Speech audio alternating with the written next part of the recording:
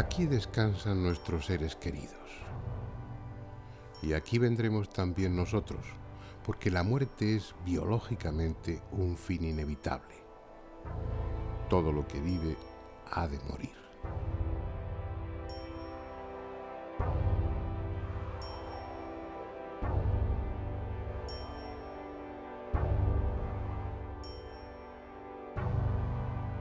Para las demás especies parece no haber problema, lo aceptan como lo que es, un hecho natural, pero los humanos somos distintos, tenemos conciencia, sabemos quiénes somos, pensamos, sentimos. Por eso cuando alguien cercano muere, experimentamos tristeza y nostalgia por su ausencia. Una pregunta surge entonces. ¿Volveremos a encontrarnos? ¿Hay algo más allá de la muerte?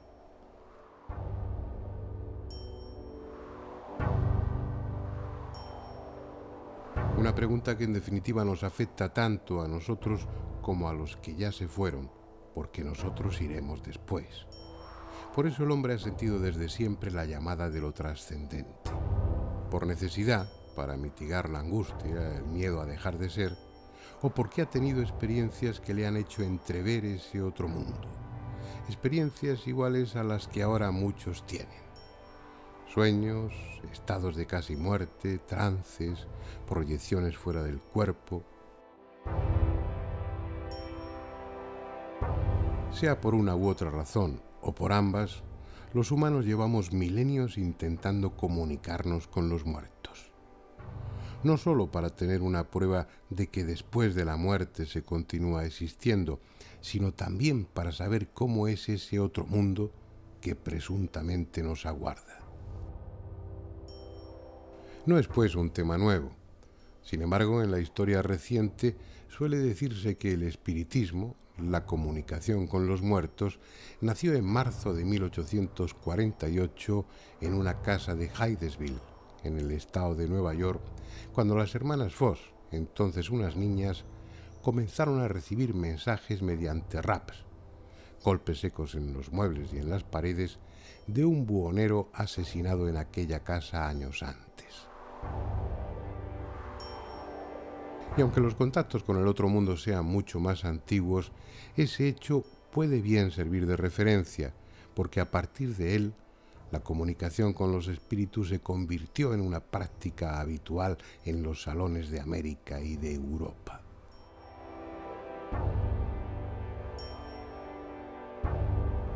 La moda pasó, pero da la impresión que desde el más allá, los muertos no se resignaban a esa ruptura del diálogo, y ya que los médiums y las mesas parlantes escaseaban, buscaron otra forma de comunicarse, la que alguien menos podía imaginarse: el magnetofón.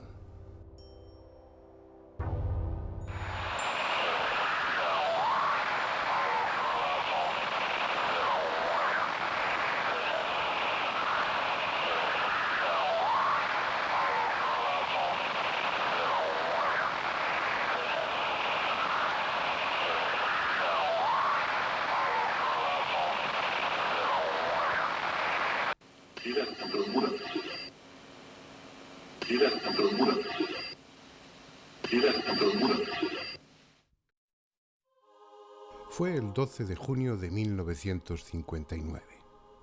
Ese día, Friedrich Jürgenson obtuvo accidentalmente las primeras psicofonías mientras grababa con su magnetofón portátil en un bosque cerca de Estocolmo. No era esa su intención. Trataba simplemente de grabar el canto de determinados pájaros para ambientar sonoramente uno de sus documentales. Fue después, al llegar a casa y al escucharlo grabado, cuando se dio cuenta de que además del canto de los pájaros había otra cosa. Voces, murmullos, prácticamente ininteligibles, e incluso el sonido de un instrumento musical. Pensó que era un defecto del magnetofón o de la cinta, porque cuando había hecho las grabaciones en el bosque no había absolutamente nadie. Sin embargo, en los días siguientes, y a pesar de las precauciones que tomó, nuevas voces aparecieron en la cinta magnetofónica. y una de ellas la reconoció inmediatamente, porque era la de su madre muerta que le decía Freddy, Freddy, mi pequeño Freddy. Se inició así una etapa apasionante, llena de logros espectaculares en un campo de experimentación totalmente nuevo, y también de sinsabores, por la incomprensión y por el rechazo que muchos investigadores mostraron ante algo tan poco científico como que desde el otro mundo los muertos quisieran comunicarse con los vivos. Pero eso era lo que realmente parecía. Aquellas voces no solamente se identificaban como personas fallecidas, sino que también usaban sus voces. Un solo ejemplo. Constantin Raudive, la figura más destacada en este campo, que a su muerte en 1974 dejó grabadas alrededor de 100.000 psicofonías, al preguntar en agosto de 1961 por Andrea, una amiga muerta, obtuvo inmediatamente esta respuesta. Sí, Andrea. Sí, Andrea. Sí, Andrea. Lejanas, apenas audibles, o como si tuvieran que apresurarse por alguna razón, las psicofonías solían y suelen reducirse a palabras sueltas o frases muy cortas.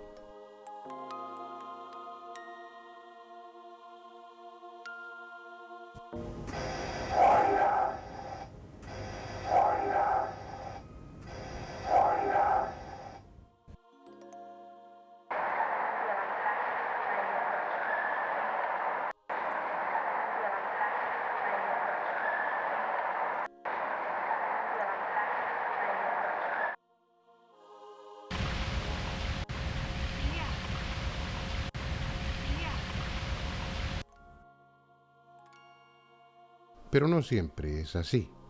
En alguna ocasión, lo grabado psicofónicamente desconcierta por su espectacularidad y belleza, como el coro que ahora escucharemos.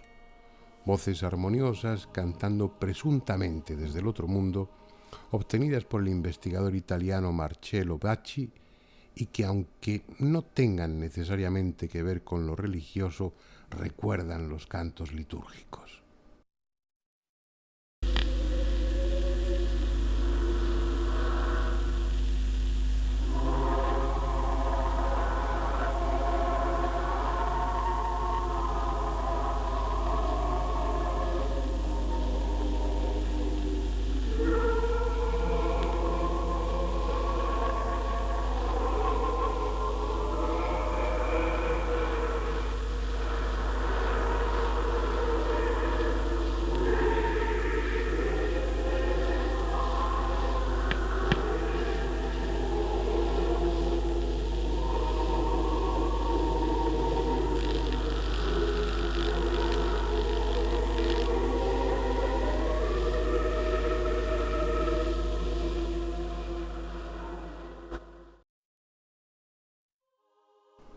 La que sí tiene un claro contenido religioso es la que grabó Pedro Amorós en un castillo templario. Una voz, que escucharemos 3 veces, como si quisiera desmentir las acusaciones de herejía que se vertieron contra los miembros de la Orden del Temple, dice con voz grave y rápida: In nomine Pater et Filii.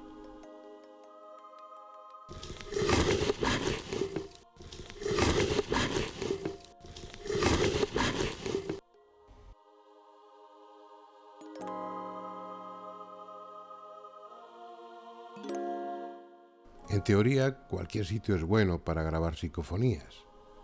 Como veremos después, los investigadores las obtienen frecuentemente en su propio laboratorio. Pero los lugares donde se han producido hechos luctuosos o dramáticos parecen los preferidos cuando se hace investigación de campo. ¿Por qué? Puede que, como algunos sugieren, allí quede una especie de energía remanente, como si los sentimientos acumulados en el lugar favoreciesen los fenómenos paranormales. Puede también que todo se reduzca a que esos escenarios aportan un grado de romanticismo que estimula a los experimentadores.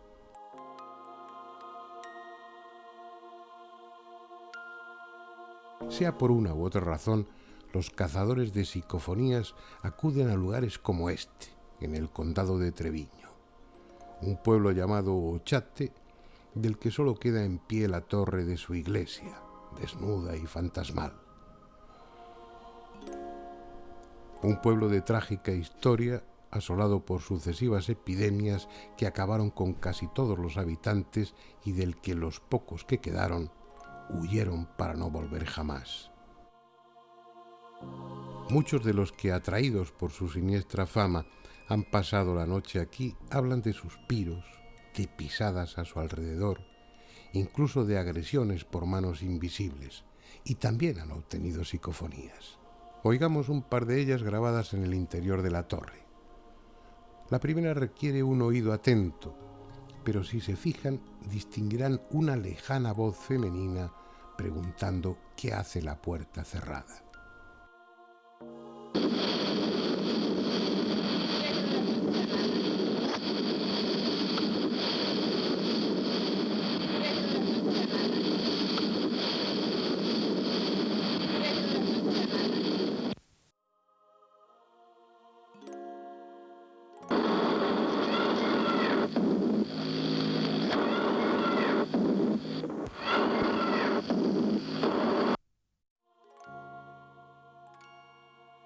Pero aunque es lo frecuente, no siempre las psicofonías resultan de difícil audición. Cambiemos de escenario para escuchar otras tan claras como espeluznantes. Esta es la moderna y activa ciudad de Albacete. Y este es un edificio más, aparentemente. En él está instalada la Jefatura de Industria de Castilla-La Mancha, pero antes estuvo la Casa de la Marquesa, habitada en tiempos por doña Margarita Ruiz de Liori, marquesa de Villasante. Una mujer singular, en muchos aspectos adelantada a su época, de la que se dice que celebraba reuniones donde se practicaba la magia negra. En 1954 fue acusada de haber mutilado el cadáver de su hija Margot, así como de otros hechos siniestros, entre los que figuraba el sacrificio de animales. Tengan o no que ver con aquellos acontecimientos, lo cierto es que el moderno edificio ha sido teatro de fenómenos paranormales de los que el personal de las oficinas ha sido testigo en numerosas ocasiones. Por este motivo, un equipo de investigadores dirigido por Fernando Rosillo, José Luis Tajada y José Martínez, y dotado con un complejo material técnico, pidió y obtuvo permiso en 1998 para realizar diversas pruebas, entre ellas la grabación de posibles psicofonías. Y fue precisamente en ese tipo de fenómeno en el que obtuvieron resultados positivos y espectaculares.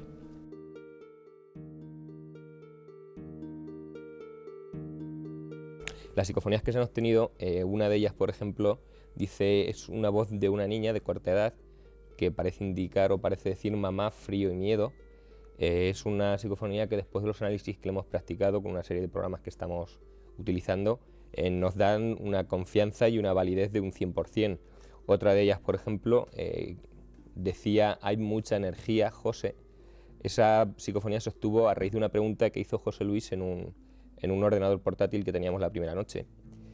Y lo mismo, es la misma voz con la misma cadencia. Hay otra psicofonía que dice, soy yo. Esa se obtuvo en la sala de juntas y es curioso porque esa grabación sí que hay una cinta de vídeo, se está viendo cómo se graba todo, no sale nada, se para la grabadora y a continuación es cuando sale la voz. Probablemente esto se deba al campo magnético generado por el cabezal de la cinta, pero eso pues está por demostrar aún, todo esto son hipótesis. Y por último, la otra psicofonía, quizá la más impactante por el contenido, sea la que se grabó la última noche. Es la misma voz con la misma cadencia y en este caso lo que decía era simplemente yo soy Dios. Son psicofonías, como estábamos comentando, que sin tener que filtrar, ni limpiar, ni samplear, tienen una claridad y una contundencia para nosotros poco conocida. Y en efecto, resultan perfectamente audibles. Y podría añadirse que escalofriantes, porque se trata de la voz susurrante de una niña que dice cosas como mamá, frío, miedo.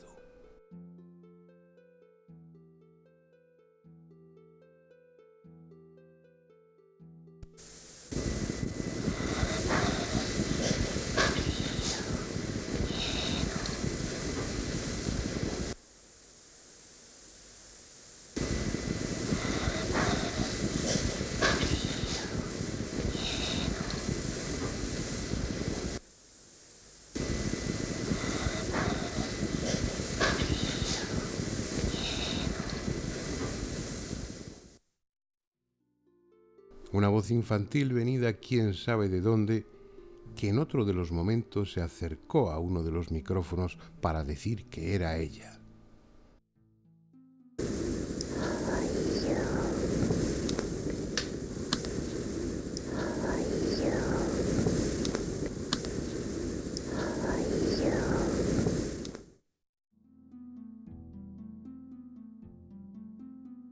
La misma voz que luego diría: yo soy Dios.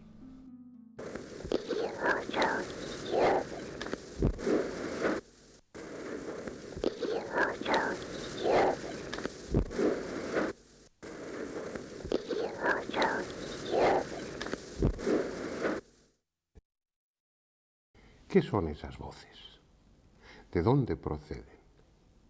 Los que asistimos a aquellos años iniciales de las psicofonías recordamos las encendidas polémicas entre los que sostenían que se trataba de algo sobrenatural y aquellos que pretendían encajar el fenómeno dentro de lo conocido. Se barajaron todo tipo de hipótesis. Obviamente se habló de grabaciones espurias, es decir, fragmentos de programas de radio o de televisión que por alguna razón quedaban registrados en la cinta.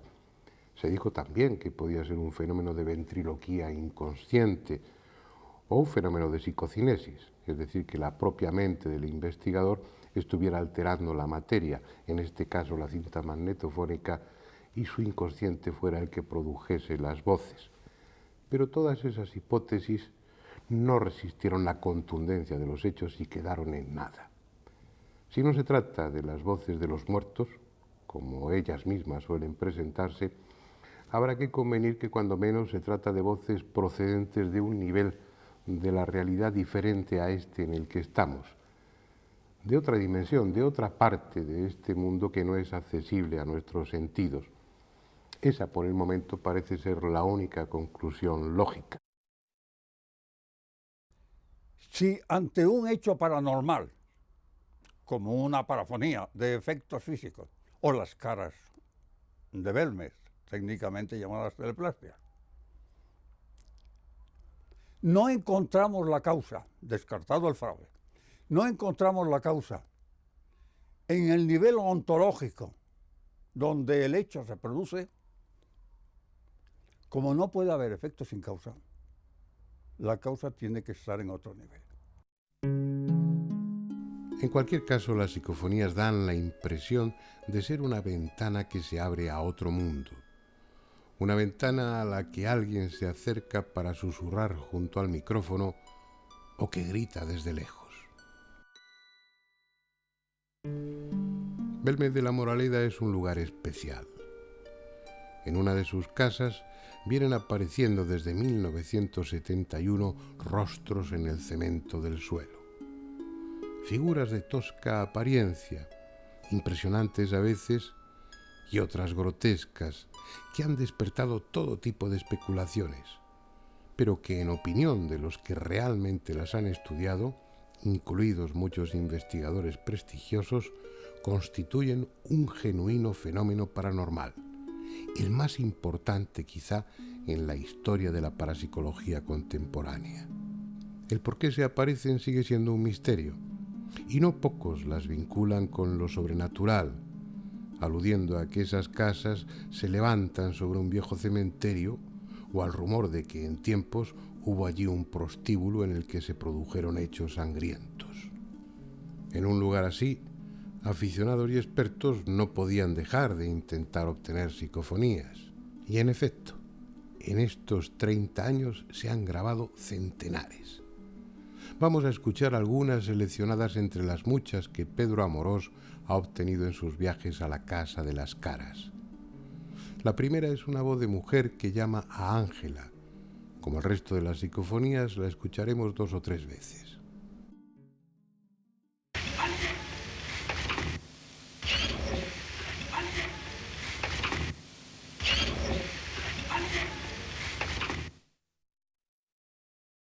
Otra, también muy clara, pero de contenido más siniestro, parece decir matar a él. Matar a él. Matar a él. Matar a él.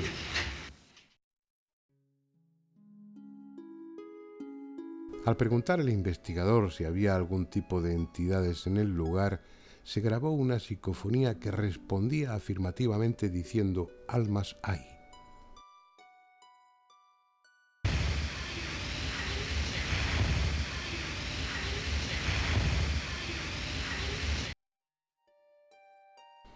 En otro momento, una de esas voces parece decir ponte la mano en la frente.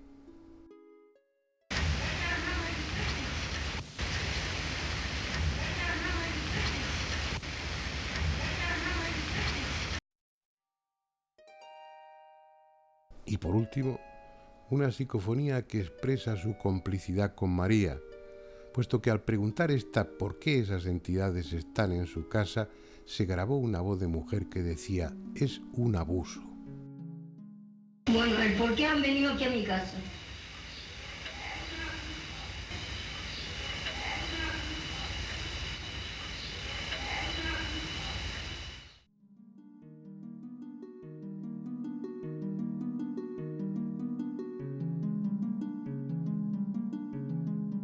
Aunque mucho más joven que Germán de Argumosa y que Sinesio Darnel, Pedro Amorós es ya uno de los investigadores más conocidos en Europa en este tema, tanto por su rigor como por su tenacidad.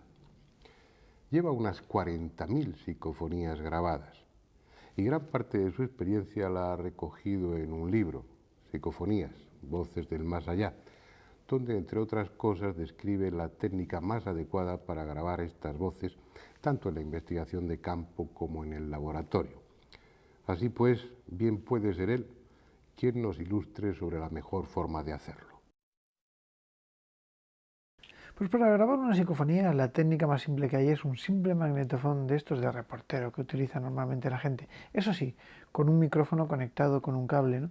Esto nos da un registro y aquí se pueden grabar psicofonías y hay muchísima gente que ha obtenido psicofonías verdaderamente espectaculares con esta técnica, con un simple magnetofón, un grabador. Yo al principio utilizaba un grabador, un pequeño maletín pequeñito de plástico y me iba por ahí a intentar conseguir psicofonías en casas encantadas o que se decían misteriosas, ¿no? Y así obtenía algunas de las imágenes más curiosas, grabaciones más curiosas. Claro, luego utilizas aparatos como de bobina abierta o incluso los ordenadores que te dan un espectro, un ancho diferente de grabación y gracias a eso las psicofonías son más claras, más inteligibles y se puede trabajar mucho mejor con el sonido, evidentemente. No es lo mismo caminar por una autopista que por una carretera comarcal. Evidentemente la técnica es así de sencilla, la técnica es muy sencilla, es simplemente conectar un magnetofón, un pequeño grabador, aunque sea portátil, con un micrófono, una cinta virgen y bueno, pues intentar grabar al máximo volumen que se pueda, dejar unos minutos de silencio y esperar en esos 2 o 3 minutos intentar hacer alguna pregunta o algo por el estilo. Después, con todo el silencio, por supuesto, después rebobinar esto y escucharlo grabado. Es tan sumamente sencillo que cualquiera puede realizar este tipo de grabaciones y este tipo de experiencias, ¿no? Sí que tengo algunas grabaciones curiosas. Evidentemente, pues como normalmente estoy realizando este tipo de investigaciones psicofónicas a lo largo de todos los fines de semana, pues algo he obtenido. Sin embargo, una de las más curiosas que recuerdo fue una que obtuve en el Santo Sepulcro, en Jerusalén. Allí, bueno, pues obtuve un poco, de una forma curiosa, el permiso para poder investigar dentro del Santo Sepulcro, cosa que no es fácil, y me dejaron durante unos minutos trabajar solo dentro, en el interior de esa cueva, ¿no? Al analizar las grabaciones se escucha perfectamente una psicofonía de una voz de un hombre que dice con toda claridad: Constantín. Estamos en el Santo Sepulcro. En el Santo Sepulcro. Estamos en el Santo Sepulcro. ¿Qué sería Constantín? ¿Constantín Raudive? No lo sé. El caso es que nos plantea aquí este misterio. Para mí es una de las psicofonías más curiosas y que desde luego, bueno, pues por su claridad y evidentemente por el lugar donde fue grabada, para mí es importante. Es esa la duda que siempre queda flotando en el ambiente. ¿Son quienes dicen ser? ¿Realmente los muertos, nuestros muertos, están intentando comunicarse con nosotros? ¿O acaso, sin proponérnoslo, hemos abierto una brecha en el muro invisible que separa esta realidad de otra, en la que hay de todo, incluso almas? ¿Por qué no utilizar ese nombre? Almas que no saben dónde están.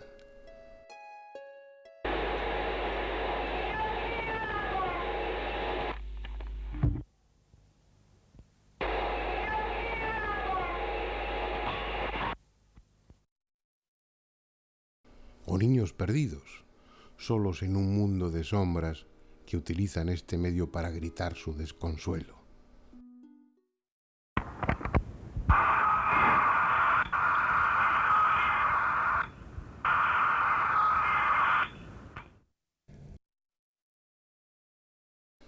Una brecha por la que se cuelan en este lado y comentan lo que ven.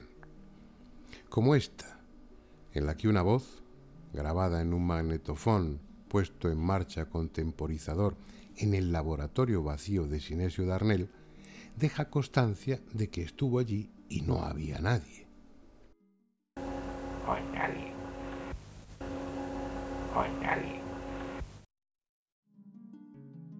O ante un malentendido con el mismo investigador, se excusa diciendo que él no ha sido.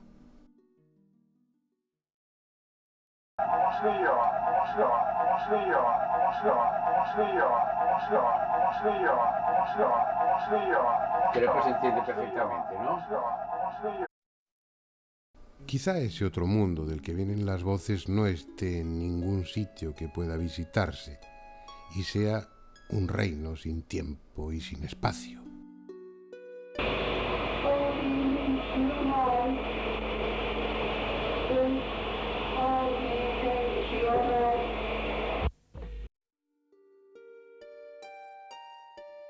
Pero estén o no en otra dimensión, sean muertos o entidades de otra naturaleza, lo que la experiencia de estas últimas décadas viene a decirnos es que ellos quieren comunicarse con nosotros y han encontrado en la electrónica un medio limpio y eficaz para hacerlo, porque por asombroso que resulte, ya no solo dejan oír sus voces, sino que desde 1985 nos permiten ver sus rostros a través del televisor y últimamente de la pantalla del ordenador.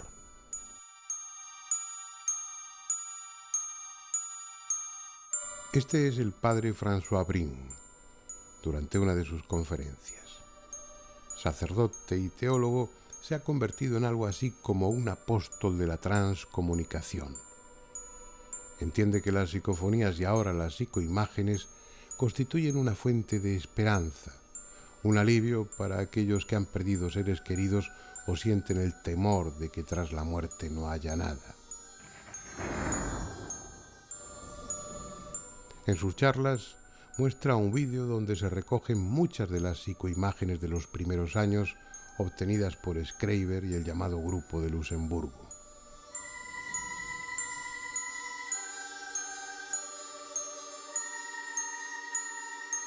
Si a Jürgenson le corresponde el mérito de haber grabado en 1959 las primeras psicofonías, a Klaus Schreiber le pertenece el de grabar las primeras psicoimágenes en 1985.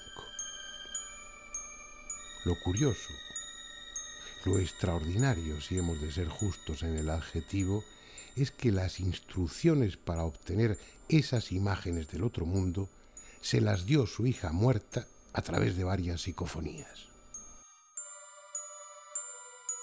Así pues, y mientras no se demuestre lo contrario, estos rostros pertenecen a los que entendemos como espíritus, personas que están al otro lado de la muerte. Varias de ellas han podido ser identificadas, y en el vídeo que estamos viendo también se muestra la fotografía de algunas tomadas en vida.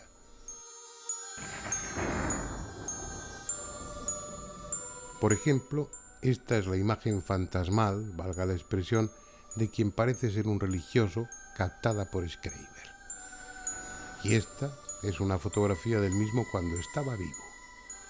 Un austriaco que fue abad en un monasterio y que durante muchos años se dedicó al estudio del espiritismo. Esta hermosa mujer que nos sonríe desde el más allá es una alemana que vivió en Estados Unidos y murió a los 74 años. Sin embargo, como estamos viendo, en ese otro mundo su apariencia es la de una mujer en la plenitud de su belleza. Esta psicoimagen es de las pocas que se han grabado en movimiento, incluso parece decir algo. Otro también identificado y al que luego veremos girar la cabeza es el fallecido investigador francés Henri Sinclair.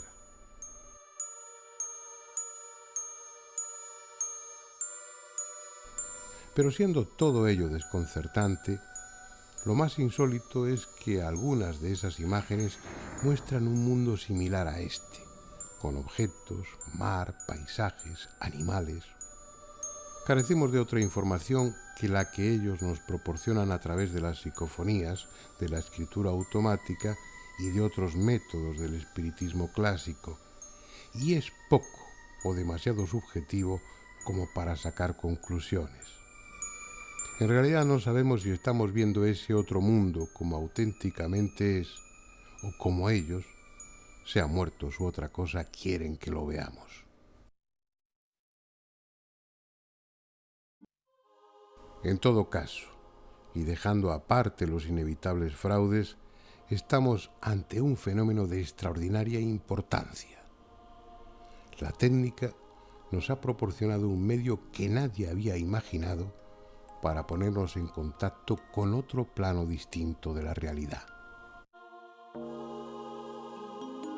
De momento son solo imágenes, generalmente inmóviles y silenciosas, pero llenas de dramatismo, incluso sobrecogedoras como las que ahora vemos, obtenidas por un grupo de Tenerife en 1988 y que después de estas experiencias iniciales no volvieron a conseguir.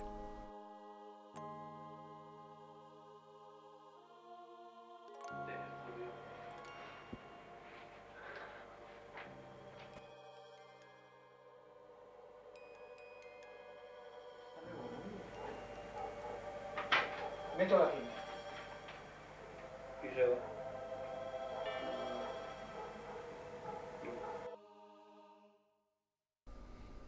En cierta medida lo que estamos viendo es excepcional.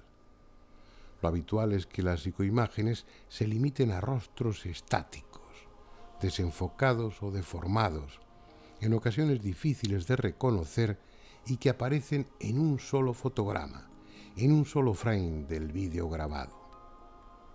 A cambio, la técnica es en principio tan sencilla que cualquiera puede intentarlo.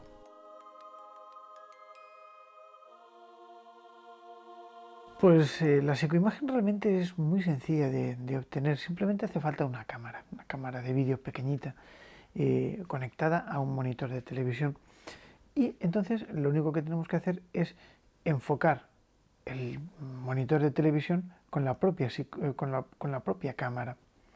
Una vez que tengamos enfocado, dejaríamos un ángulo de unos 45 grados con respecto a la línea del monitor cámara y bueno, pues lanzamos el zoom un poquitín hacia la esquina inferior derecha normalmente, hasta que se forme un efecto de retroalimentación que normalmente suele ser una espiral.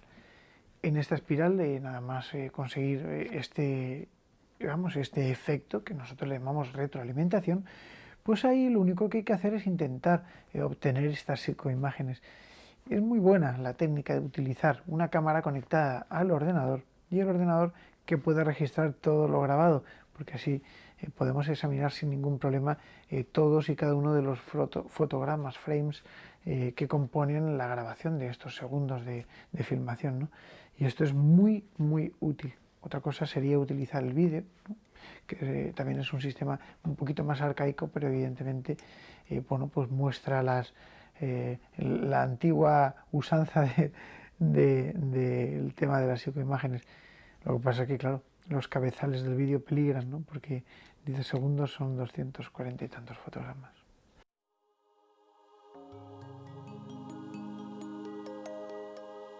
Hemos oído sus voces, hemos visto sus rostros. Si son quienes dicen ser, el miedo que desde siempre hemos sentido ante la muerte debiera desvanecerse para dar paso a la certeza de que tras ella continuamos existiendo. Sin embargo, siendo mucho lo que se ha avanzado en este campo, no es suficiente. La mayoría necesita pruebas más sólidas aún, más concluyentes. Y quizá tengan razón, pero al menos convengamos en que estas experiencias abren una puerta a la esperanza.